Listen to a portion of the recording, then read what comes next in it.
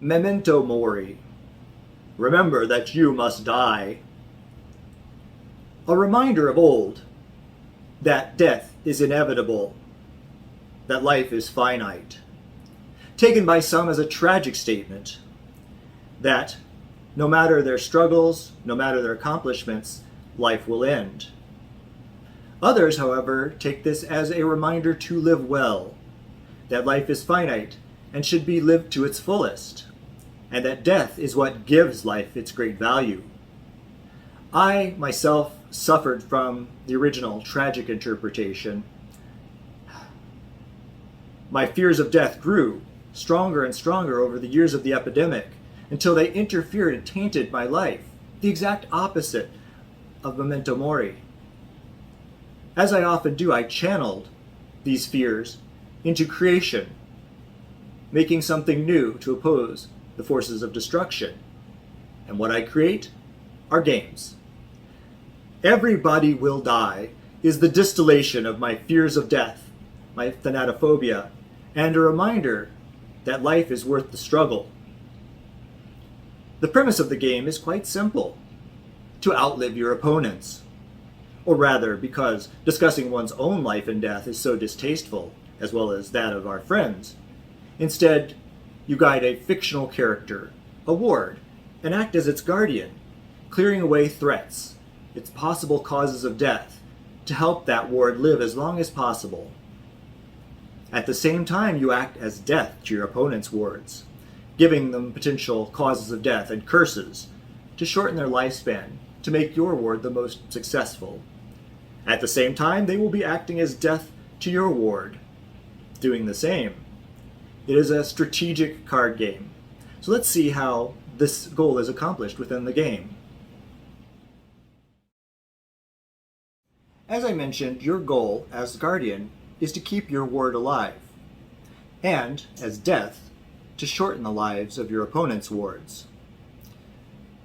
The main method used to bring about death is the cause of death card, such as, for example, this one, a disease, hepatitis. These cards are played on your turn on opponent's wards, at which time they become active. If your ward has an active cause of death, then each turn of play, each round, that cause of death will tick down. It will update, adding years. The number of years varies depending on which round and which stage of life your wards are currently in. During infancy, only 1 year passes, and each cause only advances by 1 year. Whereas at older and older ages, as for example in adulthood, 4 or 5 years may pass, each year adding another year token to that cause and bringing it closer to fatality.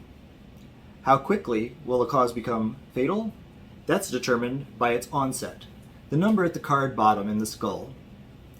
Hepatitis, this one, has an onset of 10, meaning that from the time it becomes active, you have 10 years to remove that cause of death, or to forestall it, to delay its fatality, whichever you can accomplish. There are a few ways to do this. The easiest, but also the rarest, is to find a remedy, some outside source of help that can save your ward from death, like medical care, which can certainly deal with hepatitis. However, the type of care or the type of remedy must match the type of the cause of death. So a remedy for a disease can only be used on a disease and not on other causes of death like poison or accident. In all, there are 5 kinds of causes of death: disease, poison, environment, accident, and violence. Matching up the right type of remedy with the right type of cause is key to using these cards. The next way to remove a cause of death is through aversion. This is when the ward themselves takes action, guided by your hand as to what traits, what personal abilities they will expend. Because as I like to say, that which does not kill you leaves you weaker and easier to kill later. For example, hepatitis with an onset of 10 requires the expenditure of 10 traits, all of the same type. This is an important part of the game strategy. So, you could potentially remove that hepatitis with 10 vigor, good living, good health, overcoming an inherent instability. You could overcome it with 10 mind, making wise decisions about what to eat and how to take care of yourself, or avoiding exposure to whatever virus may cause the hepatitis. Status, you could spend 10 points. That's wealth, outright paying for the medications and the good living that you need, or general social status. You are important enough that you get the care you need. And finally, luck is the fourth trait. Now, luck is the most valuable traits. You only get 13 to begin, and you never get more except through the fortune of blessings. So spending 10 luck, while it will remove the disease, is a steep cost to pay. Finally, the other way to keep a cause of death from becoming fatal is forestalling, delaying, holding it off year by year. And in this case, whenever the cause would update, you instead spend one trait, of any sort generally, to remove that year, to keep it from accumulating.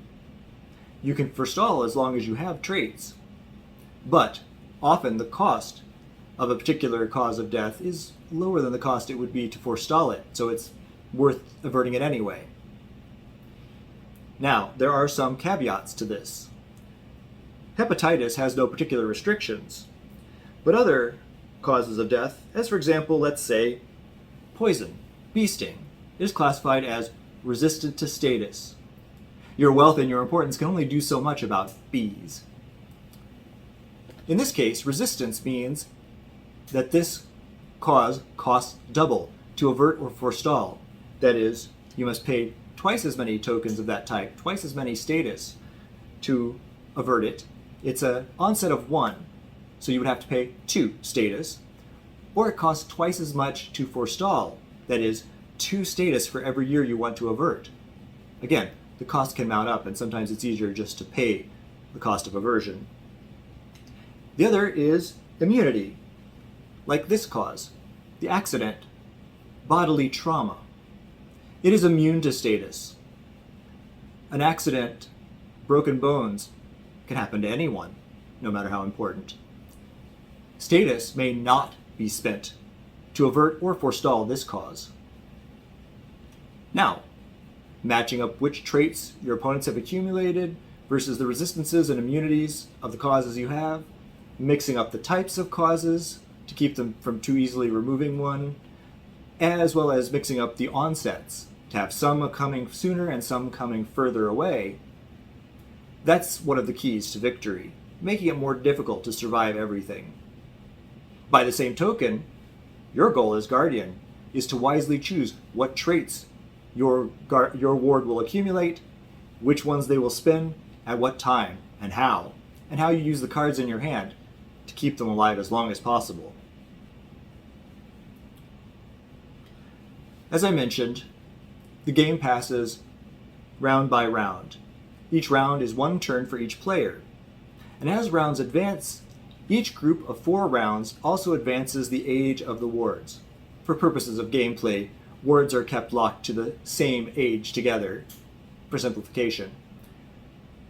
In the first 4 years, the first 4 rounds, the first 4 turns, those are called the stage of infancy, from birth until age 4. The next 4 rounds fall under childhood, in which 2 years pass for every turn and every round passed. Correspondingly, wards who survive those 2 years gain 2 traits of particular types, depending on which stage of life. This trend continues through the 3rd and 4th stages until you pass adulthood into maturity, at which point the trait gains reverse and get lower and lower into old age. This provides a curve, a normal progression of lifespan, resulting in an average survival age of about 70 to 75 years, as is the case currently for we humans. Note that if you have played wisely, you may have a good storage of traits, and perhaps a few beneficial cards stored back in your hand to get you through old age. So it's not inconceivable that a ward could last until 80, 90, 100 years. But only if you've played well and your opponents have made a few mistakes. The game box for Everybody Will Die contains the following components: 200 cards, divided into 150 causes of death, the most common card and the one you'll use most often. 25 remedies, cards that guardians can use to directly remove a cause of death from their ward.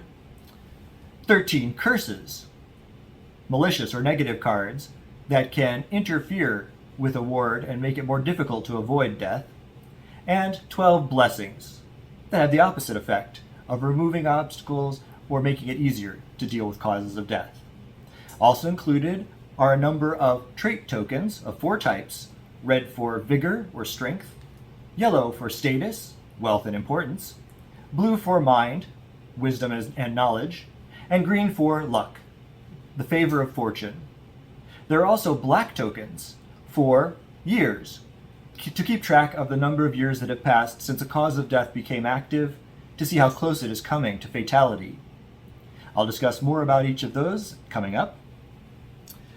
Also included is the game guide, which is a full description of the rules of the game and some examples of how to play, and the turn tracker card, which is this important piece, also reproduced within the guide, that keeps track of the current round of play, how many years pass within that round, and what stage of life it is, from infancy down to old age.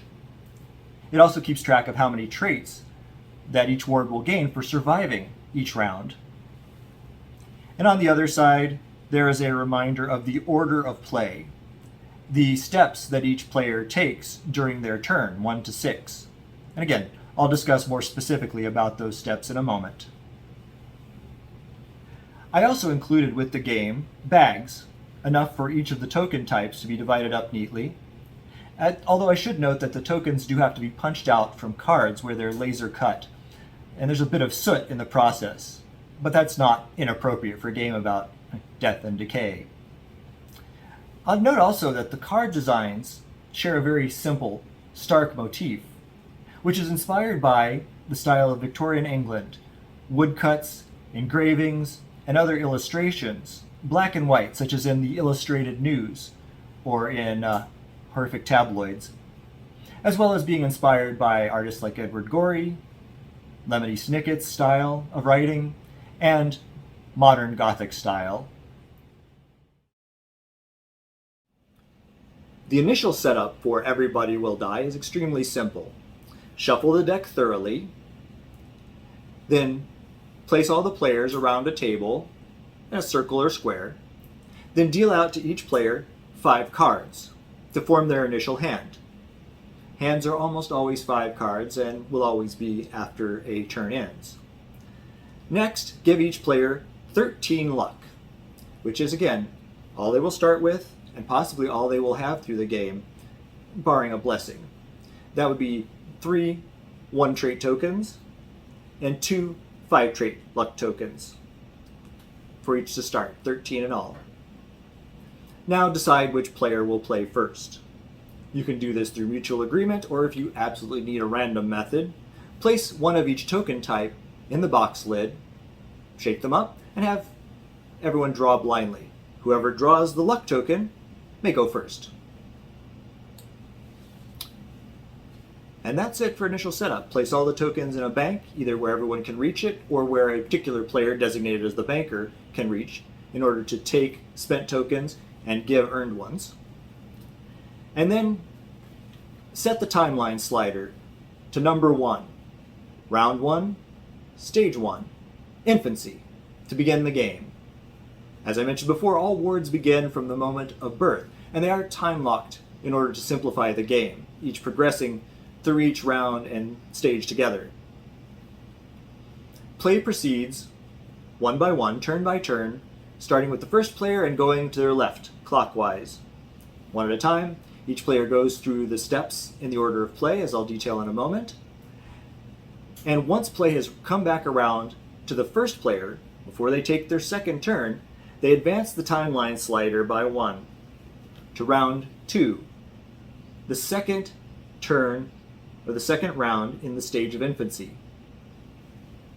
Play continues in this way, players playing cards, dealing with causes of death, until some ward eventually dies.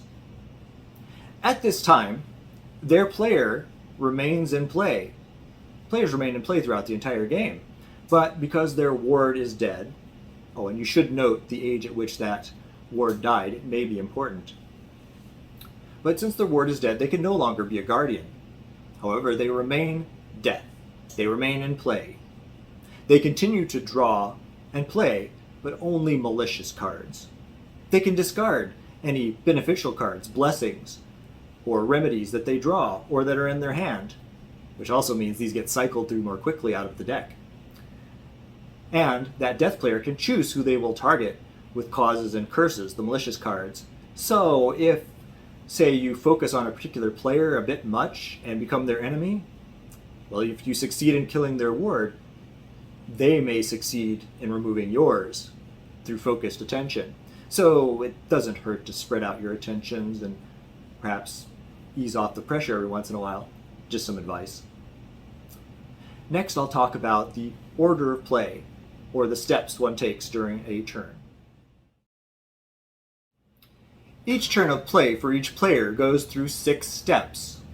Now, some of these steps may be skipped, omitted, or abbreviated on a given turn, but they go generally in this order. Trade, to exchange tokens with the bank, if desired, or to use luck in order to redeal your hand, a luck redraw. Second, benefice, playing one card, either a blessing or a remedy. Third, malice, playing one additional card, either a cause of death or curse. And again, on most turns, a player will be playing a cause of death. Fourth is aversion. This is spending traits in order to remove causes of death if possible or desired. Fifth, update, going through each active cause of death on your ward and one by one adding a year to each of those causes. Or, if you need to avoid adding that year, forestalling by spending a trait token instead. And finally, the 6th step, draw, to redraw any cards that you might have played. I'll note here that there are some cards that opponents may be able to play on your turn, or that you may be able to play on opponents' turns. In which case, those opponents then get to redraw back up to a hand of 5 before the turn ends and play proceeds to the next player. Let's touch on each of these stages in a little more detail, these steps. Step 1, trading. A trade is an exchange of tokens, as I mentioned, usually done in order to get a type of trait that one does not have, to avert or forestall a particular cause, particularly one that's more or less responsive to a particular trait, or to prepare to diversify one's trait pool in preparation for threats. Traits are not of equivalent value. Luck is the most valuable and is worth the same as 2 traits of vigor or 2 traits of mind. Luck is also worth 4 traits of status. By that same token, 1 mind or 1 vigor is also worth 2 status, and vice versa. I'll note that you cannot trade for luck for certain reasons. You can only trade luck for another trait type, but you can trade status for vigor, status for mind, mind for vigor freely, and vigor and mind, of course, are 1-to-1. You may also trade 1 luck token for a redraw. This is essentially gambling, trusting your luck in order to get you better cards, especially when you have very poor or unusable cards in your hand, or are very near death from a cause that you cannot remove otherwise and really need to find a remedy. However, because luck is finite, and because you may have spent some on earlier rounds, there are only so many redraws that are practically possible, so use them sparingly. Second, benefice. One may play a blessing, which generally results in a positive effect on one's ward directly on their traits, or reduces the threat from a particular cause of death. As for example, I have here a blessing called Reprieve, which removes 2 years from a particular cause of death. A small effect, but key in a dangerous moment when you don't have enough traits. The other beneficial card, of course, is a remedy, and this is the time to play it if you need to use one from your hand to get rid of a cause of death for no other cost. So, matching up those remedies and using them at the right time conserves the traits that your ward has and can spend later. The third step, malice, or the malicious play. You may play a cause of death, choosing an opponent, placing that card in front of them, which makes the cause of death active, or you can play a curse on an opponent. Curses are the reverse of blessings, essentially. They remove traits. They make causes of death more difficult to deal with. And in one particular case, cancel a remedy, the snake oil card in a sense. Note that you may play only one of these cards, so there's a decision to make about what will cost your opponent the most, and of course, which card to play at what time. Next, aversion. As I noted before, aversion is spending trait tokens from your ward in order to remove causes of death by paying a cost equal to its onset value, which may be from 1 to 40, in all the same type of trait. So if a cause has onset 40, you must pay 40 tokens, 40 status, 40 vigor, 40 mind. Very difficult to do.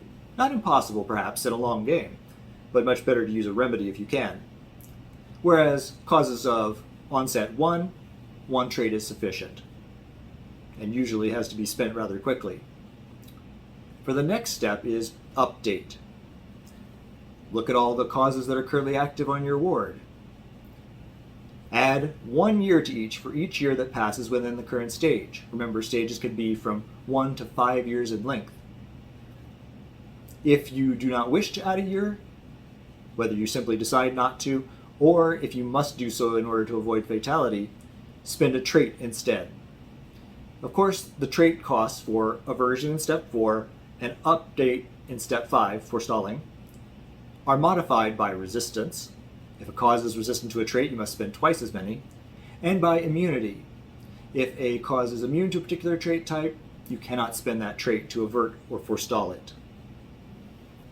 Now, if your ward manages to survive all of the years for that stage, if they have prevented any cause from becoming fatal, then they get awarded traits. They've aged and grown. The number of traits gained and the type one may gain vary based on the stage. So in infancy, 1 year passes, 1 trait is gained, and it may be of vigor or mind only. Generally, infants cannot gain status.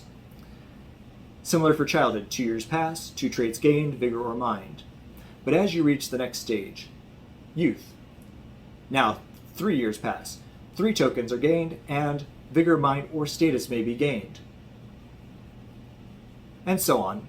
I don't want to give away the whole game right away. Finally, presuming you've survived, go on to the final stage, drawing. And again, draw back up to 5 cards. After you do so, any opponents who have played cards, unfortunately may have done so, they also get to draw back up to 5 cards. Then play passes to the next player, who goes through the same steps. One additional note on causes of death that modifies play as well. Certain causes of death have limitations on them, called stage restrictions. They may only be played in certain stages of the game. Some are natal causes, or infant only. They may be only played during infancy. They don't make any sense at later stages of life, such as birth defects, genetic disorders, or crib death, also known as SIDS. If you draw one of these cards later in the game, it can be discarded, but if you hold on to it too long, you'll have to find a way to get rid of it later, probably through a redraw. Alternately, some causes do not occur until later in life, such as dementia or fighting to the death. Generally not something infants do. These causes have stage restrictions limited to child or older, youth or older, or adult or older. Again, part of the strategy, holding on to these cards or discarding them as not useful. Oh, I almost forgot. You remember that I mentioned before that certain cards might be played when it's not your turn, and not just curses. There's a particular subtype of cause, secondary causes of death. That is, causes which are themselves created as a result of treating or dealing with another cause of death. As for example, this one, medical complications, which is a secondary cause of death that follows after disease, violence, or accident. These causes are triggered by the removal, that is, the remedy or aversion of another cause of death matching their triggering type. So say, for example, you remove hepatitis through the aid of medical care, but there may be medical complications, which could themselves be fatal. And with an onset of only one, this cause would have to be dealt with very quickly afterward. I'll note that only one secondary cause of death may be played triggered by the removal of a single cause of death.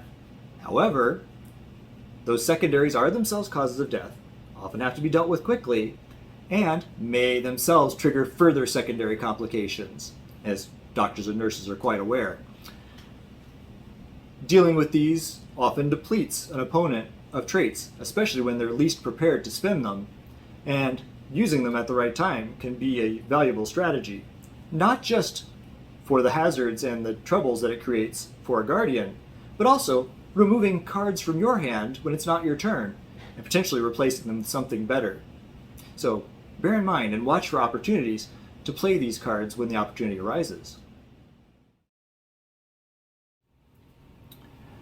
Now, while a game of Everybody Will Die does take some time, I generally estimate about 1 hour for a full game, I cannot demonstrate the full game. However, I wanted to show a couple rounds of a sample game to give a better idea about how play proceeds and the decision making that goes into each turn.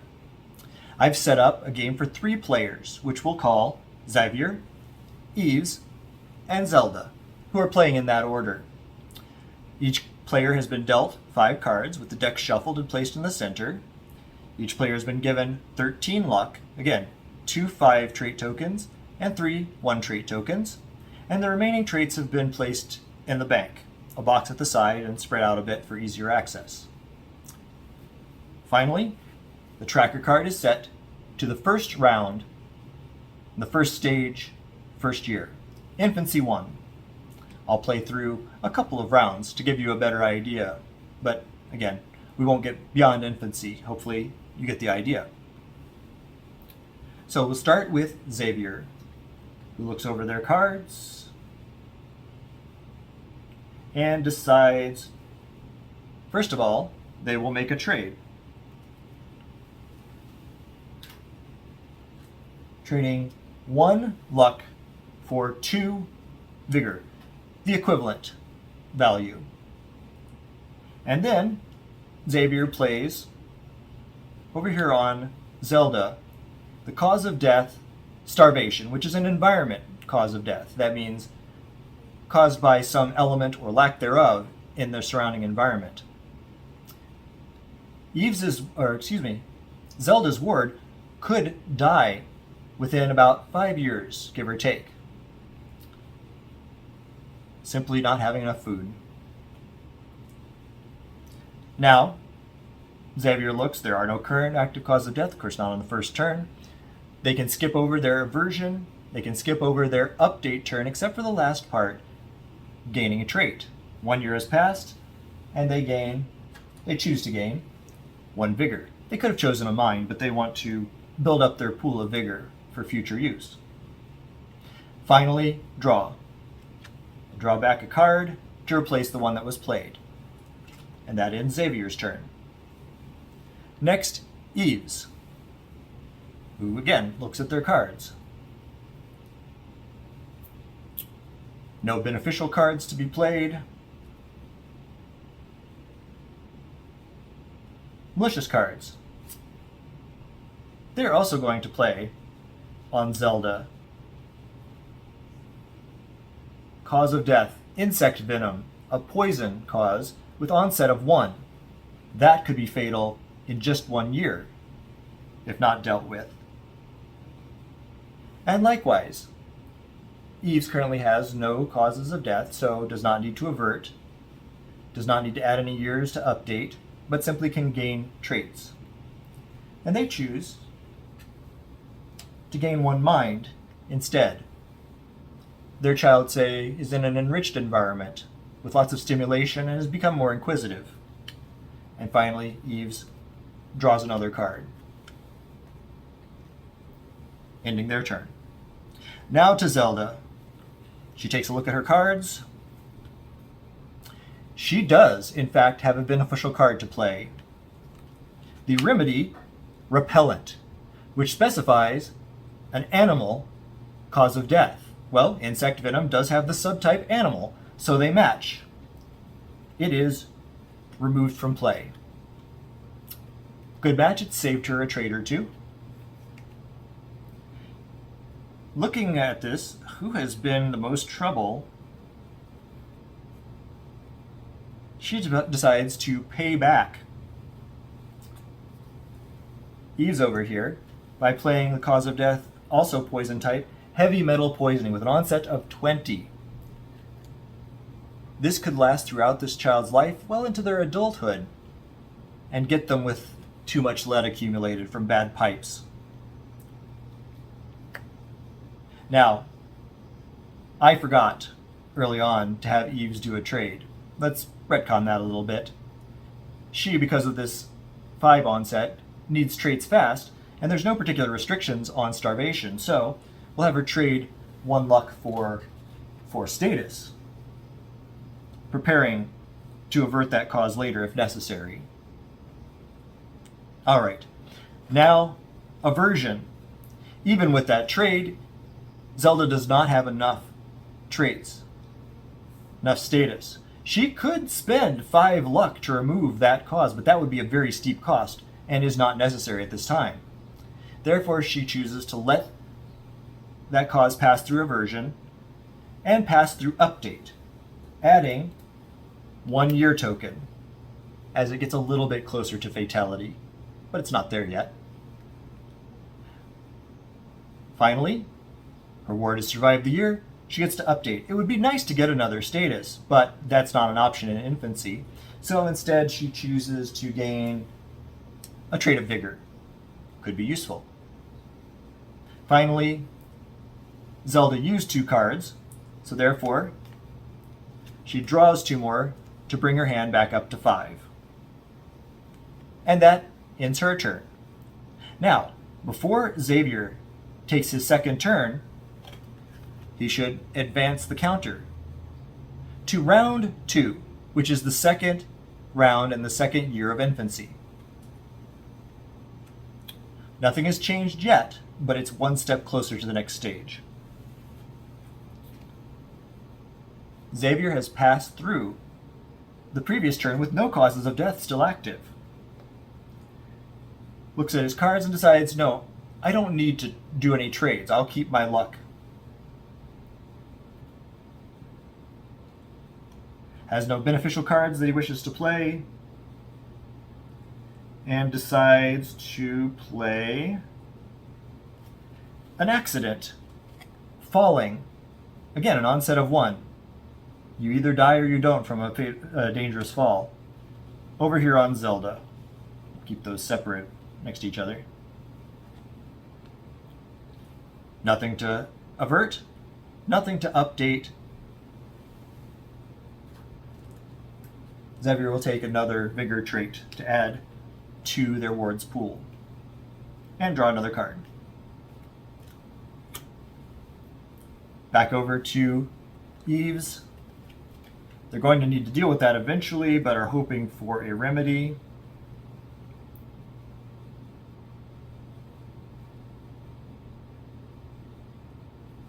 Yes, Xavier definitely needs some causes of death. He's gone through 2 rounds now without any trouble. Here's one. Body trauma, an accident, onset 1, and an immunity to status. they'll at least have to spend one of those vigor.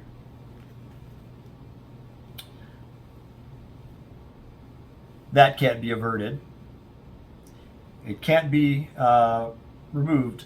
So Eves decide on update to let it accumulate a year token. It will probably keep accumulating throughout all of childhood, all of their youth, until either they accumulate enough traits to finally get rid of it, or they get the appropriate remedy, something like chelation treatments to get out those heavy metals. All right. And update. Update done. 1 year passed. Eves gains 1 trait for their ward, and finally draws another card.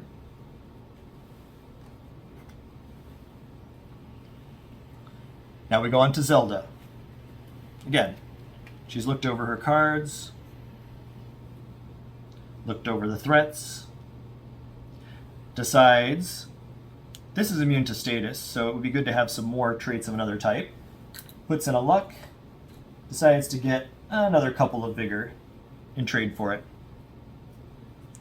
You can see as these trait pools grow and change. No beneficial cards to play for Zelda. Looks around.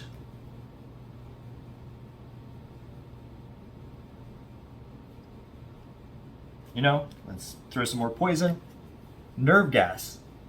How did that get there? That stuff should be more tightly controlled, but unfortunately it's in the environment around Xavier's ward. If something doesn't change, it could kill that ward. And now for updates. Aversion. This cause really needs to be averted. So Zelda spends 1 vigor, because again it's immune to status and luck would be awfully expensive, and removes that accident. At which point,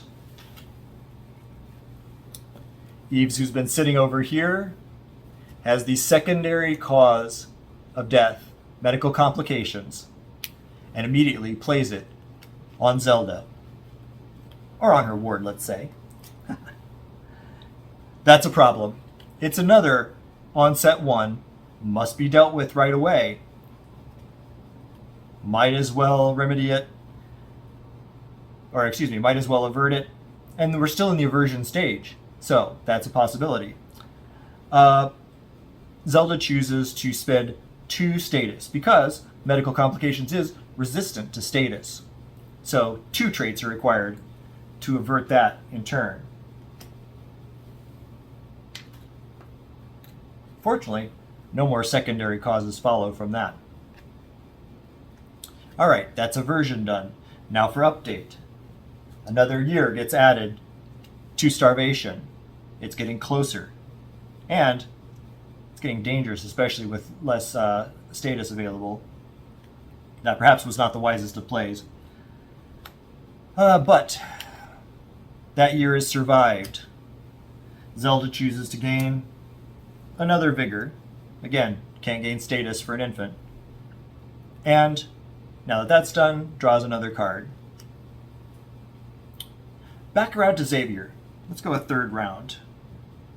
They advance the timeline card to 3rd round, 3rd year of infancy. There are currently 2 causes of death active on Xavier's ward, and both of them are immune to status, so there's no point in trading for status, but trading for some more vigor might be a good idea. Another luck goes away, and 2 more vigor are added to the pool. Notice how these luck are giving traits that are useful to survive those initial years.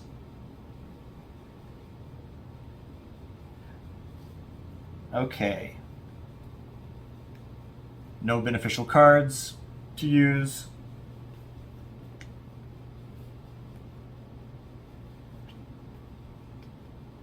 Ooh, nasty.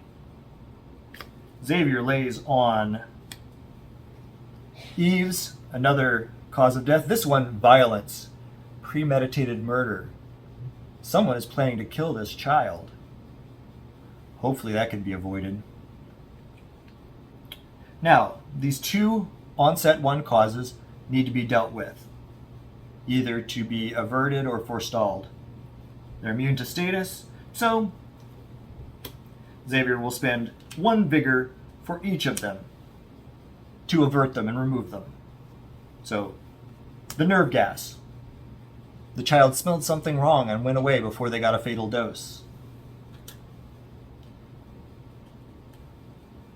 Accident. Bodily trauma. The child rolled with the hit and did not get fatally injured. Oh, but here's Eve's again.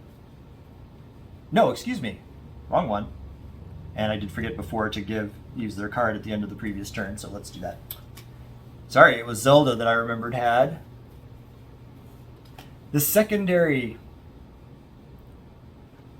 to accident, hypovolemic shock, which means shock due to low blood volume. You'll learn a few medical terms in the course of this game. You don't need to know them. You don't need to know the meaning because the subtypes and types are all written on the cards, but you'll pick up a few things here and there. So now, that could potentially be fatal if not enough blood is getting to the brain due to that shock.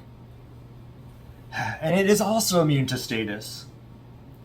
And so, we're still in the aversion stage. Can still spend 1 more vigor to deal with that. Are we done yet? Are we? We are. All right. After all those expenditures, when we get to the update stage, Xavier's ward has no more causes of death active, so we can go straight to awarding traits. And no surprise, he chooses to get 1 more vigor. This child's been through some trials, so it makes sense they're getting a little more robust, or at least knowing that strength is necessary. And draw a card to replace the one that was played, and this time I'll remember to give Zelda 1 card to replace the one that was played. Alright, on to Eve's third turn in this third round. 2 causes of death currently pending, one of which is onset 2 but with no restrictions, so it's probably wise to spend 1 of these luck and trade it for status. Of course, I've not set out enough of the right value. Let's get a few more out of the bag. Now note, I've been very careful to make sure that there were enough tokens to get you through a 5-player game, up to 5 players. Enough luck, even enough status as the most numerous token. 6 players you might start to run short, but you're welcome to try. There's enough cards. But you might need a few extra counters for the extra tokens. Now, that trade done, we move on to the benefice step. And here, Eves does have a card they wish to use. A blessing, exercise, which adds 2 vigor. 3 traits. And trade for a card. It's got them in much better shape now. And, oh yes. Let's give Xavier this cause of death. Birth defect, which is a infant-only cause, as you'll see on the bottom. Can only be played during infancy. So, let's do that now. Use it while it can still be used. Alright. Those are the 2 cards that can be played for Eves. We've got these causes of death pending. Let's spend 2 status to remove premeditated murder. Somebody certainly was planning to do something horrible, but this child is too well protected. Good locks. Guards on duty, perhaps. Their parents are too important. Whatever the cause, you can make it up as you go along. Roleplay as you like. It's still too soon to do anything about this heavy metal poisoning, so it does not get averted.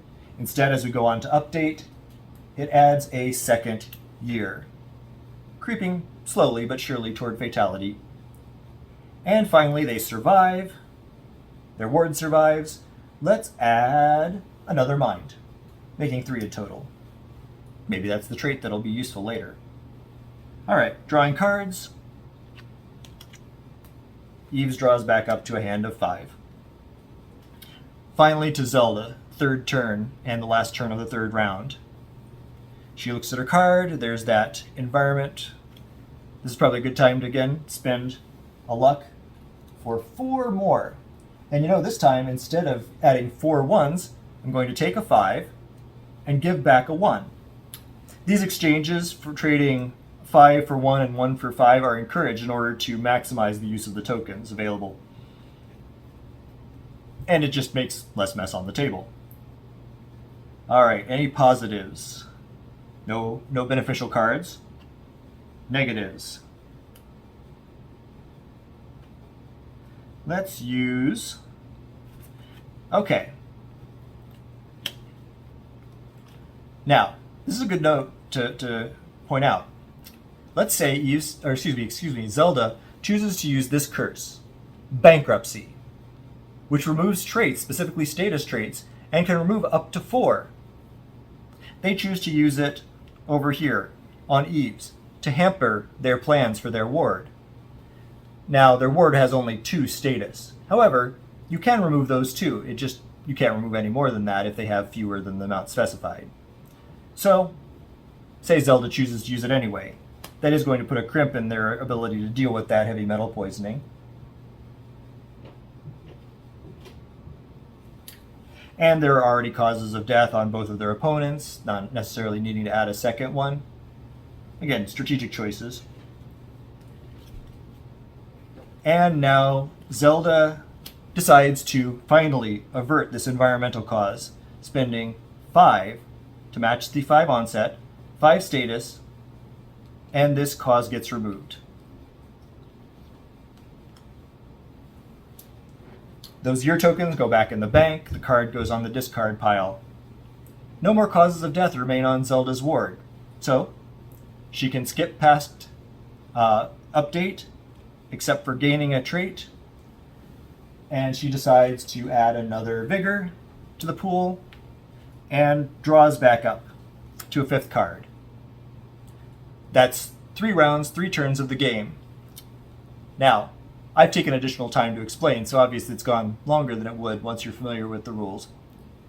And in these first few stages, or these first few turns, when only 1 year is passing, they can go rather quickly. Of course, before Xavier's next turn, they'll advance it to round 4, then their next turn to round 5, which would put it to the child stage, in which 2 years would pass for each round, and 2 traits are gained. So on and so forth.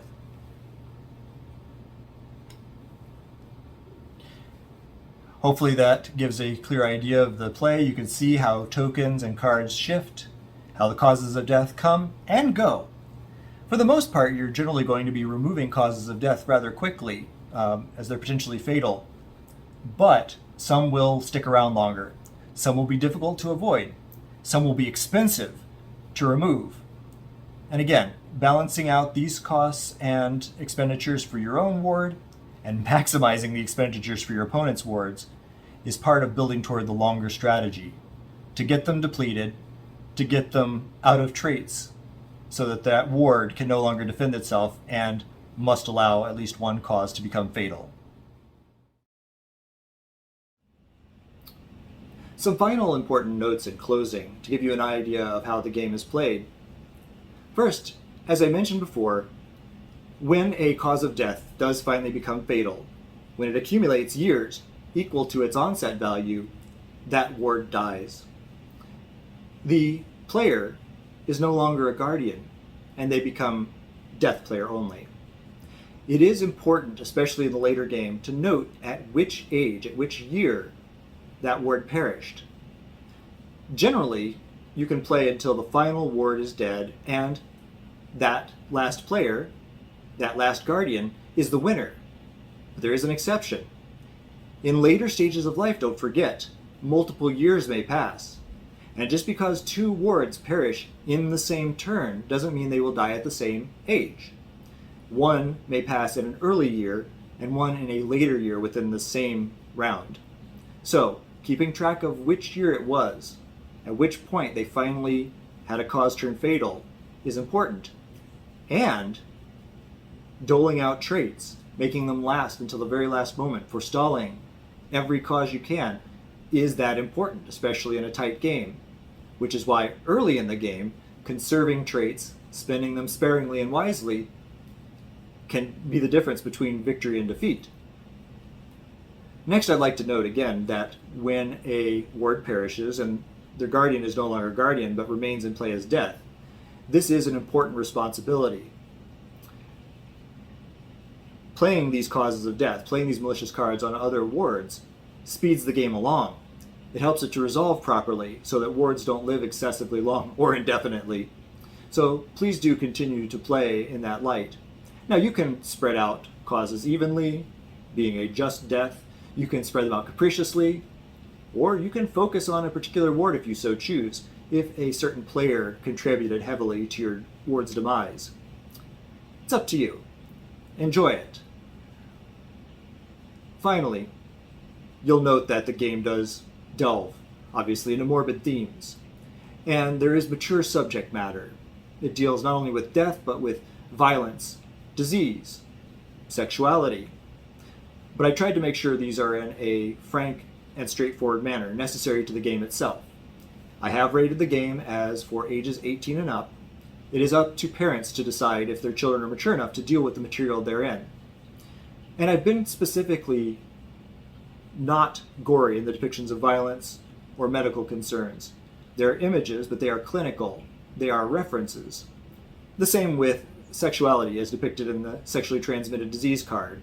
It is implied more than shown, with no nudity involved. So, bear these things in mind. Finally, please keep in mind the theme of the game is not meant to be one of misery and despair, but of hope and of appreciation of life, particularly in all the struggles that one may face and avoid. These are victories. And to use the time that you have wisely, because it is finite. Make friends. Play games. Enjoy yourself. And I hope you will keep the game in that frame of mind, and that you'll consider taking a closer look and possibly purchasing Everybody Will Die. Thank you.